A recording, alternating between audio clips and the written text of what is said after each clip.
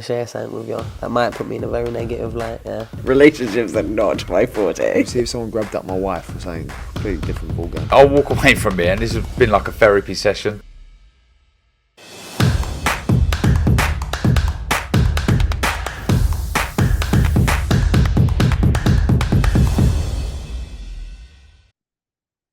Andrew McCART, IFL TV, proudly sponsored by Everlast. I'm here with the victorious from last weekend, Ekow Essuman. Ekow, yeah, let's just jump straight into it then. Your fight with Chris Kongo at the weekend there, it was a great fight. Like I said, it was bragging rights. There was loads of titles on the line. Assess your performance that night. Great fight. Got to start off by saying I think both our stocks rose from it. The fight, as as it as it was advertised, it was going to be fireworks. It's going to be a war of words. There's going to be a war in there, and it was everything it said it would be on the tin. Build up was good. There was a bit of needle in there, but I'm not going to complain about needle. It's part of what makes boxing matches. Obviously, everyone was entertained from it, and it obviously fed into what was a great match. Talking about the match, it went as I thought it would go. I know there was a lot of from Chris about kind of saying, watch out on your way in. We've prepared for you. We've analyzed this, we've analyzed that. My way of thinking was, well, you can analyze all you want, but on the night, it's a bit different how things feel. Your experience of fighting certain styles when watching videos and actually fighting them, and also I think obviously we were in each other's heads, so we was both a bit hot-headed in the match. She was really going for it, very spiteful shots went everywhere, and at one point I could tell he was really loading up on his right hand, so I just let him load up on them because I knew eventually I'll pick up on all the tells and I'll make him pay for it. And I didn't. Well, obviously round 12, I made him pay for trying to throw those right hands. Yeah, he sort of said that he took his foot off the gas after the first 7 rounds and stuff like that. But do you feel like you put your foot on the gas come the later rounds? Yeah, as I said, like in the build-up, it's the thing about experience. Like he hadn't done the 12 rounds before. Yeah, sure, he'd done 10 rounds, and he was talking about feeling stronger towards the end of the 10 rounds, but he's not actually done 12. He doesn't know when to take his foot on the grass. He doesn't know when to land the body shots that actually hurt, when to land the body shots that steal air, when to do things. Whereas I was a bit more experienced with that and obviously used it to my advantage. Obviously, let's just jump straight to it. It's a great win for you. Now, I said to you, you beat Chris Kongo. You're ready to move on. You're done with the domestic scene, and it's a European scene with yourself. Is that still the case for you? You want to hit that European level, world level? That still is the case. I wanted to push on past British level after my last fight. However, this opportunity came. It just came around Christmas time. I wanted to stay busy. I didn't want to get stale and not box over a long period of time. I wanted to stay busy, and we got offered this crazy opportunity to fight on another promotion and fight a boxer on another promotion, and I took it. I mean, I went to the Lions Den. Everything was more or less, you could say, if most things were stacked in his favor, and I came away with the win, and it's like, for me, I'm happy with that. And I want to push on. I want to push on past the British level. Why? Because I've won it outright, and I feel that European level and world level is where I need to be pushing to be. That being said, I spoke to Chris midweek, and he is wanting the rematch. He says it wasn't. He believes that he won the fight, and he wants an immediate rematch with yourself. Just hearing what you just said there, I take it that's not happening. Well, I don't feel like he's in the position to do that. Bearing in mind, it was a voluntary defense. It wasn't a mandatory defense. It was voluntary. He had his chance basically, and he didn't grab it with both hands. I still won the fight on his promotion. Even like on some of the pundits at the end of the match said I clearly won the fight. Like I can't really I can't really say much else than that. Best thing to do is rebuild. I'm not saying that we'll never fight again, because I mean, if he had more to bring to the table and we was fighting for, like, say, a bigger title, then why would I refuse it then? But at this point in time, it's not going to push my ranking up any higher, and that's exactly what I want to do.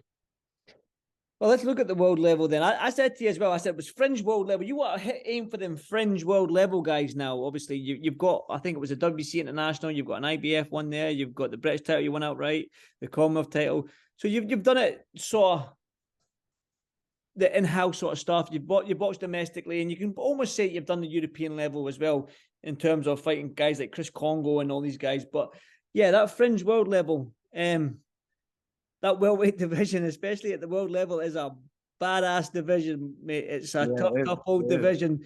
So, I mean, the next couple of fights for you coming into the summer and maybe the tail end of this year is going to be nothing but hard and difficult fights for you. Yeah, it's going to be tough, but as I've always said, and as I said before this fight, and why I wanted to push on, is because if you want to claim that you're the best, you've got to stand up and fight the best, don't you? You've got to stand up and fight the tough opposition. There's no like easy way about it. You can't climb to the top and not face like seriously good opposition on the way up. And that's what I mean. Like, you've got the old, can you call it the old guard with Terence Crawford and Errol Spence and all these guys? I mean, Keith Thurman's still there or thereabouts. You've got David Avanesian, who's just fought Crawford. I mean, they're probably the old guard, but then you've got the young killers, so to speak, in Jerome Ennis and Virgil Ortiz. And if Conor Benn's situation gets sorted out, he's still there.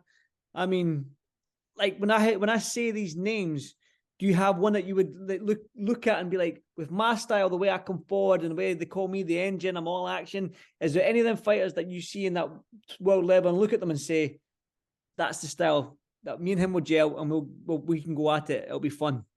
I think a lot of the names you mentioned, it would make amazing fights. I think the likes of Virgil Ortiz, that would be an amazing fight to make. That would be a brutal fight. And well, I can't say that would be a brutal fight. I think they all would, to be honest. I mean, at that level, it's everyone's got good engines. Then it comes into more your boxing brain and how you can switch it up and how you can make adaptations in the matches. I mean, obviously, when you look at McKinson's at that world level as well, I forgot to mention his name. So how do you maneuver into that position now? I mean, obviously, it's still, you're only a week out from your fight with Chris. So has there been any talks with your team as of yet, and when you're going to be next out, and any rumblings of who it might be and names thrown at you just now? Well, we've been talking a little bit about when I'll be next out, but also more it's the route that I want to take, because obviously IBF ranked and I'm WBC ranked, but a lot of the time you can't be ranked in both of them.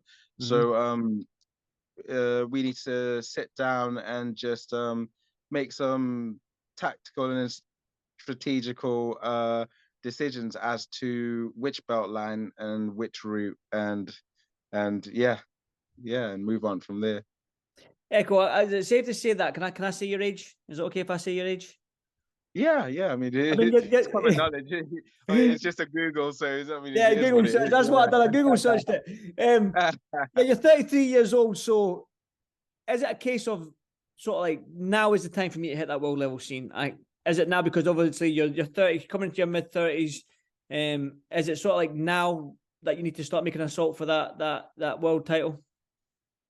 Yeah, I think I needed to make an assault for it, just in general. Anyway, I don't really look at age in boxing as a sole determining factor, because I mean, there's arguments for boxers that are a bit older that are still performing well. I think if you use the analogy of a boxer as a car engine, and you think about the mileage and the damage that it's taken along its journey. I haven't taken a lot. I don't have a lot of mileage on me in terms of damage and recovering from it.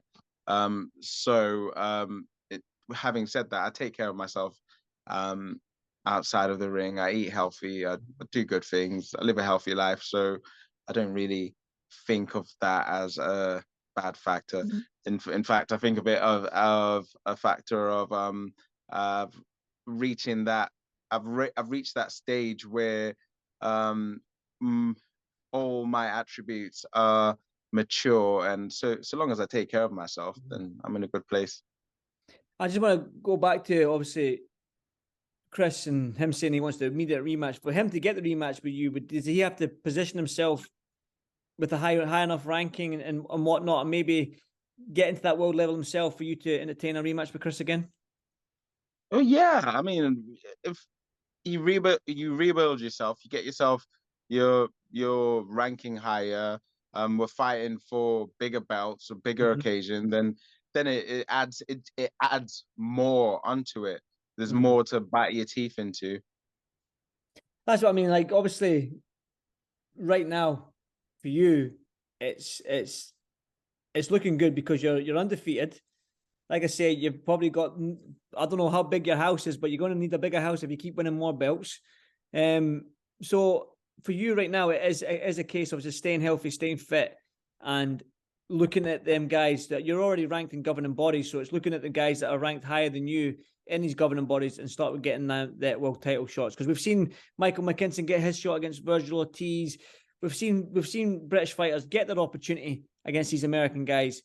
So are you ready now? If the opportunity was to come, just say somebody said like Virgil Ortiz, General Ennis, I don't know, randomly Errol Spence says he needs a fight, he'll fight Ekow. Are you ready for these guys right now? I need that opportunity, and when that opportunity comes, I'm grabbing it with both hands. That's the right answer. And it's good. Like I say, you're a fun fighter to watch, Ekow, in terms of you're all action. And I think once you start fighting these guys are all action. And you mentioned Virgil Ortiz. I mean, he's got that style which comes forward as well. So I think it's just going to be two sort of like rams butting ahead if you ever get that that opportunity. Yeah. That's the best analogy I can come up with. Just two rams. Yeah. So for me as a fan, looking at a Virgil Ortiz fight and an Ekow fight, it's man, it doesn't half get your juices flowing, man. When it's when you think about that. So listen, hopefully you do get the opportunity this year, Ekow. I think you deserve it with the route you've taken, especially at domestic level. But yeah, until the next one, mate, enjoy family time and keep training hard, and I'll see you soon. Yeah, thanks for having me once again. Anytime, Ekow. You know it, brother. You know it. Cheers, mate. All right, cheers. Bye, mate. Bye-bye.